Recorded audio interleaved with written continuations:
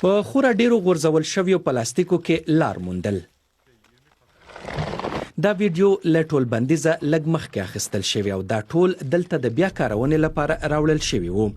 خو اوس دا د ترکیې په جنوب کې د ادانا سیمې پر سړکونو پراته دي او ځینې یې له خوره لرې راغلي. دا په بریتانیا کې د بیلابیلو خوراکي توکو پوښونه دي. تیر کال بریتانیا له 180,000 ټنو ډیر غورځول شوي پلاستیک ترکیې ته د بیا کارونې لپاره استولی وو. خو داسې نه ښکاري چې بیا به کارول کېږي. کڅوړې را روانې دي. دا سوریایي هلک وایي چې دا خځلې ورکړل شوې وې چې چیرته یې واچوي.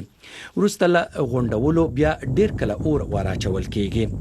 دې اور 2 اونۍ دوام وکړ. تور لوګی پر ټوله سیمه خپور و. دا ټول یوازې زموږ خځلې نه دي، موږ د نورو خلکو او هېوادونو په خځلو کې پټ یو. یعنی انګلتره bu kadar hassas davranırken انګریزان خپل خځلې په ښه توګه بیلوي. خو زه فکر کوم چې یو کس باید دلته راشي او وګوري چې له دې خځلو سره څه کېږي. سداد ګندوکدو چې د پلاستیکو د ککړتیا کارپو دی زموږ لارښود دی. So could some of this come from British waste? Could be. د مدیترانې یو سمندرغاړي ته یې بوتلم او بریتانویو کورنیو ته یې یو پیغام درلود. They are feeling دوی به داسې احساس کوي چې په خځلو کې د پلاستیک وسپنې کاغذونو په بیلولو د چارپیریال لپاره یو ښه کار کوي. دوی باید پوه شي چې دا به بیا نه کارول کېږي. دا زموږ ښار ته راځي او دلته غونډېږي. نو دا ولې پیښیږي؟ بریتانیا اوس له نورو ټولو هیوادونو ډیر پلاستیک ترکیې ته استوي. په زرګونه ټنه هره میاشت اخیستل کېږي او دلته راوړل کېږي. ان د کورونا وایروس د خپرېدا پر مهال هم دا هر څه روان وو. 3000 ټن. په اصل کې دا باید داسې وشي. له بریتانیا راوړل شوي بوتلونه ګوښې پاک او ویلې شي. د هر څه په هر پړاو کې باید وڅارل شي.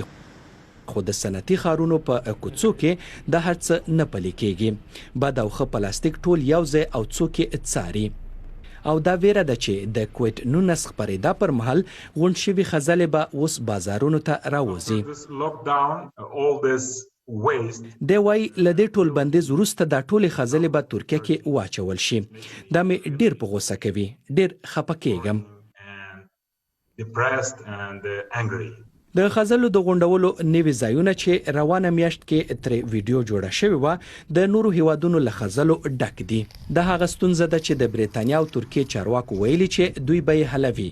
خو د خځلو ډکې بیړۍ لا هم را روانې دي.